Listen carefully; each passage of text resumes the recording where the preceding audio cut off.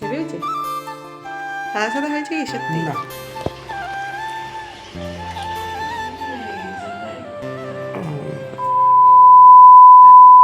প্রতিটা বাবা মারই উচিত ছেলে মেয়ের ছোট ছোট কথাগুলোকে গুরুত্ব দেওয়া, ছেলে মেয়ের ছোট ছোট আবদারগুলোকে রাখার চেষ্টা করা। সো হ্যালো এভরিওয়ান, আশা করছি তোমরা সবাই খুব ভালো আছো, আর তোমাদের ভালোবাসার আশীর্বাদে আমরাও কিন্তু এখন অনেক অনেক ভালো আছি।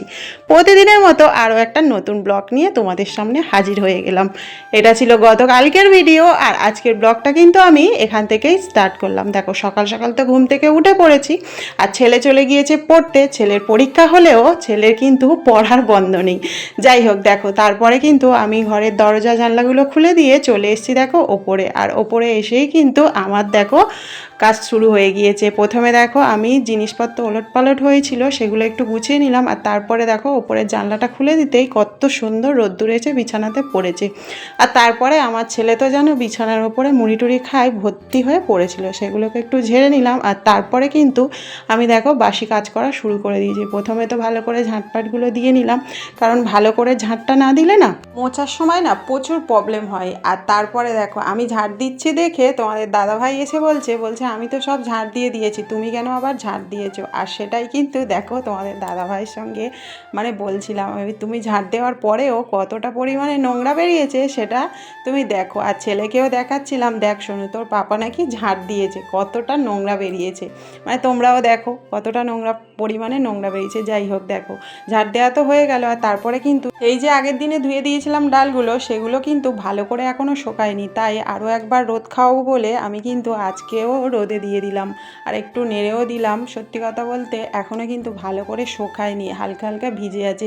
আর যদি ওই ভিজে অবস্থায় রেখে দিই তাহলে কিন্তু ডালগুলো পুরো গুমো হয়ে পোকা হয়ে নষ্ট হয়ে যাবে, তাই ভাবলাম আরও একদিন রোদ্দুর খাইয়ে নিই।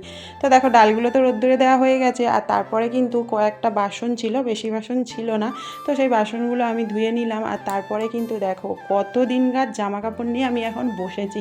এর মধ্যে বেশিরভাগ জামা কাপড়ই কিন্তু আমার, কারণ ওই যে কদিন ছেলেকে নিয়ে পরীক্ষায় যাচ্ছিলাম, আর সত্যি কথা বলতে এতটা পরিমাণে গরম পড়েছিল যে মানে একদিনের বেশি দুদিন কিন্তু জামা কাপড় আর পরা যাচ্ছিল না। তো যে কারণে দেখো আর ছেলের স্কুলের জামা প্যান্ট, ছেলের কিছুটা জামা কাপড় এইসব মিলিয়ে দুটো জায়গা করে দেখো ভিজিয়ে দিয়েছে। আর তারপরে এইদিকে দেখো সেই ঝড় হয়েছিল, সেই শ্যাম্পুর পাতা পাতা সব পড়েছিল, সেগুলো কিন্তু পরিষ্কার করে আর দেখো একটু ব্লিচিং পাউডার ছড়িয়ে দিচ্ছিলাম, কারণ ছেলে বলছিল মা একটু ড্রেনের গন্ধ বেরোচ্ছে, তো ভাবলাম সেই কারণে একটু ব্লিচিং পাউডার ছড়িয়ে দিয়ে আর ঝাঁটা দিয়ে একটু ঘষে দিই। প্রায় অনেকক্ষণই হয়ে গিয়েছে কিন্তু আমি জামাকাপড়গুলো ভিজিয়ে দিয়েছি। আর তারপরে দেখো জামাকাপড়গুলো কেচে নিচ্ছি। আর সত্যি কথা বলতে এতগুলো জামাকাপড় না কাচতে কাচতে আমার পুরো কোমর পিঠ ব্যথা হয়ে গিয়েছে, আমি আর বসতেই পারছিলাম না।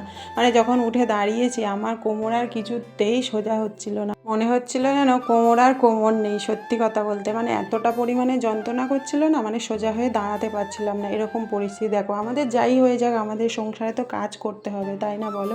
তো তারপরে দেখো স্নান টান করে চলে এসেছি ঠাকুর ঘরে, আর ঠাকুর ঘরে পুজোটা ঝটপট করে সেরে নিলাম।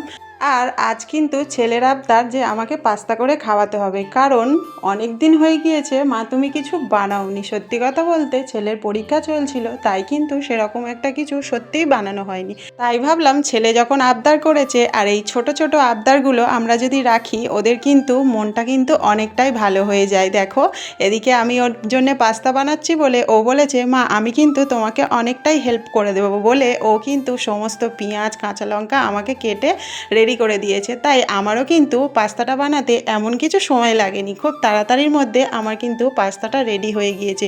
যে কোনো জিনিস যদি কেউ তোমাকে হেল্প করে দেয় দেখবে অনেকটাই কিন্তু তাড়াতাড়ি হয়ে যায়, আর যদি তুমি একা হাতে সবটা করতে চাও তাহলে কিন্তু একটু তো দেরি হবে, তাই না? তোমরা কমেন্টে জানিয়ে তো। তো দেখো এদিকে তো পাস্তা আমার পুরোপুরি রেডি, আর ছেলেকে দেখো এখানে দিয়েও দিয়েছি। ছেলের আমার মুখ দেখে তোমরা আশা করি বুঝতে পেরেছো কতটা ভালো হয়েছে। আর ছেলে আমার স্পাইসি খাবার খেতে খুবই ভালোবাসে। আর সত্যি কথা বলতে ছোট ছোট এরকম আবদারগুলো যদি আমরা রাখতে পারি তাহলে ওদের মনটাও কিন্তু অনেকটা খুশি হয়ে যায় দেখবে। তো যাই হোক দেখো পাস্তা তো আমাদের হয়ে গিয়েছে, আর টিফিনটাও কিন্তু আমরা সবাই মিলে করে নিয়েছি। আর তারপরে দেখো মাকে দিয়েছিলাম মোচা কাটতে, আর দেখো মোচা তো কাটা হয়ে গিয়েছে, আমি কিন্তু একদিকে ভাত আর একদিকে কিন্তু মোচা সিদ্ধ করতে বসিয়ে দিয়ে গেলাম। দেখো তারপরে তোমরা তো দেখেছো সকালে আমি কত জামা কাপড় কেচেছি, তো সেগুলোকেই ছাদে মেলার জন্য চলে গিয়েছিলাম কিন্তু ছাদে। আর দেখো সমস্ত জামা কাপড় আমি কিন্তু মেলে দিয়েছি। আর সত্যি কথা বলতে ছাদটা এতটা পরিমাণে গরম হয়ে গিয়েছিল না, মানে আমি পা রাখতে পারছিলাম না, পুরো মনে হচ্ছিল যেন আমার পা পুড়ে যাচ্ছে। তো ফাইনালি দেখো সমস্ত জামা কাপড় মেলে আমি কিন্তু চলে এসেছি নিচে, আর এসে দেখি ভাতটা আমার ফুটে গিয়েছে, আর এদিকে কিন্তু প্রেশারেও আমার সিটি পড়ে গিয়েছে।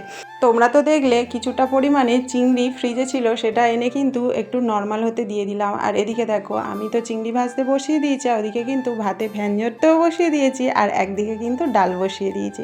আর ওদিকে কিন্তু আমি মোচাটাকে ঝুড়ির মধ্যে ঢেলে দিয়েছি। ফাইনালি দেখো চিংড়ি ভাজা হয়ে যেতে আমি কিন্তু মোচাটা একদম বসিয়ে দিয়েছি, আর মোচা কিন্তু মোটামুটি আমার কমপ্লিট হয়ে গিয়েছে। আর সবশেষে কিন্তু আমি একটু চিনি আর গরম মশলা দিয়ে মোচা ঘন্টটাকে নামিয়ে ফেলেছি। যাই হোক, দুপুর তো অনেকটাই হলো, আমরা তারপর কিন্তু খেতে বসে গিয়েছি। আর আজকে মেনুতে ছিল ডাল আর মোচা চিংড়ির ঘন্ট। তো যাই হোক, আজকের মোচা চিংড়িটা কিন্তু জাস্ট অসাধারণ হয়েছিল। তো তোমাদের যদি এর পুরো ভিডিও চাই অবশ্যই করে কমেন্ট করো। দেখা হচ্ছে তোমাদের সঙ্গে পরের ভিডিওতে।